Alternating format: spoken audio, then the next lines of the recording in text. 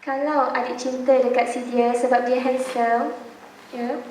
Kalau nanti dia dah tumbuh jerawat ataupun nanti dia accident, muka dia kena besi ke, terkoyak muka dia ke, ketika itu cinta boleh hilang kalau sebabnya adalah sebab yang rapuh.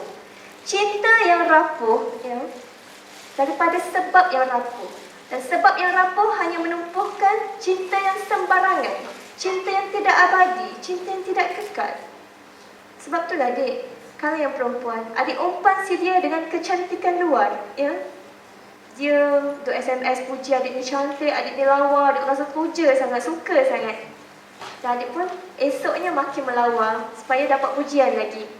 Adik jangan terkejut nanti bila dah nikah, dia nampak perempuan yang lebih cantik, dia berkenan kat perempuan lain pula. Sebab yang tertawanya pada kecantikan.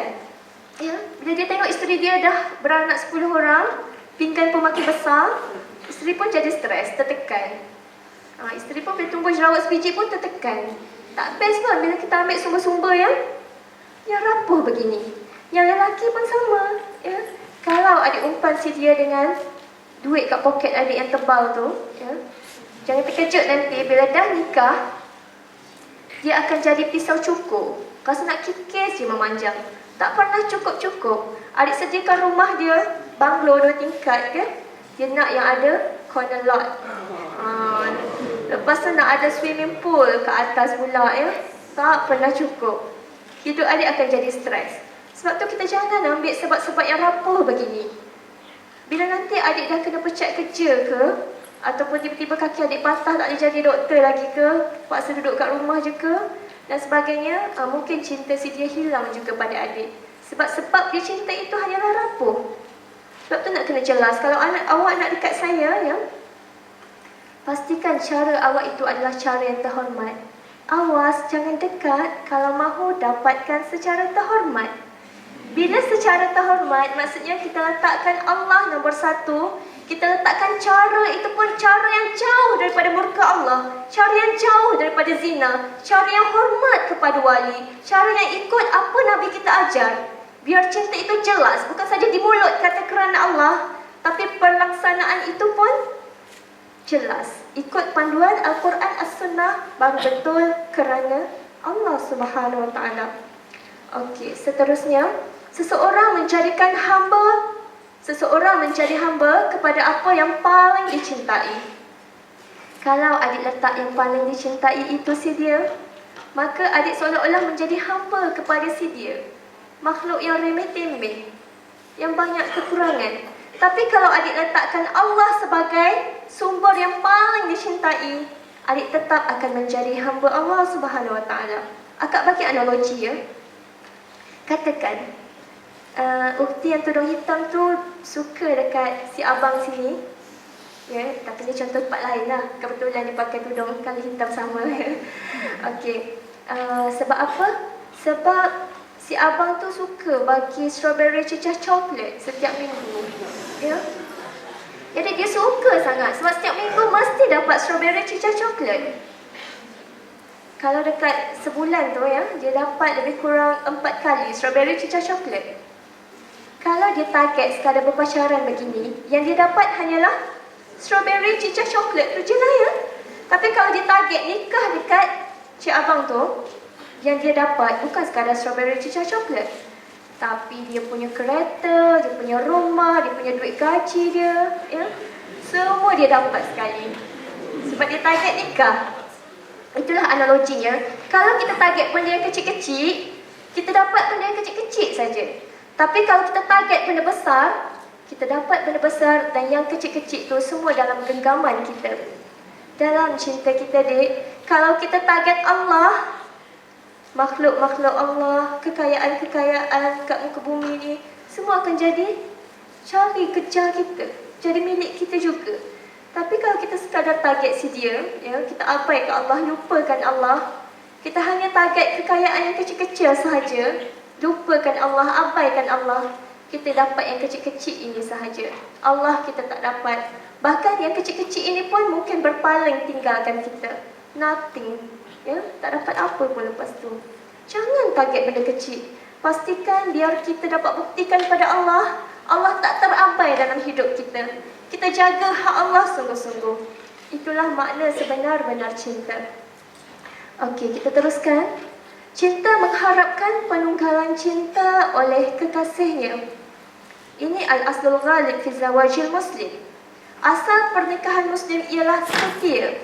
Dan dalam surah Al-Ahzab ayat ke-21, Allah sebut Allah tidak menciptakan dua kekasih dalam satu hati. Maksud kat sini, setiap orang fitrah dia cenderung hanya pada satu kekasih. Sebab tu adik-adik kat sini yang lelaki asal orang lelaki nikah satu je, bukan nikah empat ya. Nikah empat, poligami itu hanyalah jika ada keperluan tertentu. Jika ada faktor-faktor yang mendesak. Bukan yang fitrah orang lelaki ni mesti nak 4 orang kasih ya. 4 orang isteri, bukan begitu. Asal pernikahan muslim ialah cenderung pada satu kekasih. Sebab itulah orang yang nikah ramai pun biasanya dia akan cenderung pada salah seorang je daripada isterinya tu. Dia tak akan mampu berlaku adil dalam soal cinta. Sebab cinta hanya cenderung pada satu sahaja. Okey, seterusnya. Perspektif psikologi berkenaan cinta. Kata Abraham Maslow, seorang tokoh humanis yang terkenal, dia kata setiap kita ni ada piramid ni dalam diri kita. Kita perlukan psychological needs ya, physiological needs, kita perlukan safety and security needs, kita perlukan love and belonging needs, self-esteem dan juga self-actualization. Maksudnya dalam diri kita ni, kalau kita tak dapat perkara-perkara ni ya, fisiologi keperluan seperti air, makanan dan sebagainya ni, kita tak akan rasa tenang, selesa. Dan cinta adalah salah satu daripada needs dalam diri kita. Bila needs itu tak dipenuhi, dia akan keluar satu yang kita panggil self-reduction theory. Ataupun kita kata dia akan keluar satu drive yang menyebabkan kita rasa berkorban-korban nak dapatkan benda tu. Nak capai homeostasis kita panggil. Homeostasis ni satu balance state. Bila ada balance state ni baru reda, baru hilang kita punya keresahan dalam diri kita. Okey, teruskan lagi. Okey. Ini gambar hiasan je. Cinta, bagaimana kita nak bezakan antara cinta itu fitnah dan juga barakah. Okey, kita teruskan lagi. Baik. Tadi Presiden kata cinta itu fitrah. Siapa tak ada perasaan cinta tak normal ya. Okey. Apa lagi perasaan fitrah yang ada dalam diri kita selain cinta? Perasaan fitrah ni maksudnya kita lahir saja kita lahir dengan perasaan-perasaan ini. Apa dia? Marah, nak makan, cemburu, geram, lagi? Banyak lagi ya, rasa dahaga, rasa nak tidur, atau rasa malas. Kita dilahirkan sebegitu, sebagai seorang manusia. Tapi, kalau kita tak bijak menguruskan fitrah-fitrah ini, ia boleh bertukar menjadi fitnah. Akak bagi analogi dekat adik. Katakan, adik tiba-tiba rasa tak suka dekat akak. Ya? Tak suka. Lepas tu, adik layan perasaan tak suka tu. Ini contoh, akak tahu adik kan tak suka pun kan. Adik layan perasaan tak suka tu, adik terus datang dekat akak, adik kelempang pipi akak sekali. Jangan dek, akak ada tu adik yang gagah perkasa kat belakang, nanti dia bela balik. Tak adalah, ni contohnya. Ya, kalau kita ikutkan fitrah tak suka tu secara sesuka hati kita, apa jadi? Dia boleh bertukar menjadi fitnah. Orang akan balas balik, orang rasa nak marah, ya?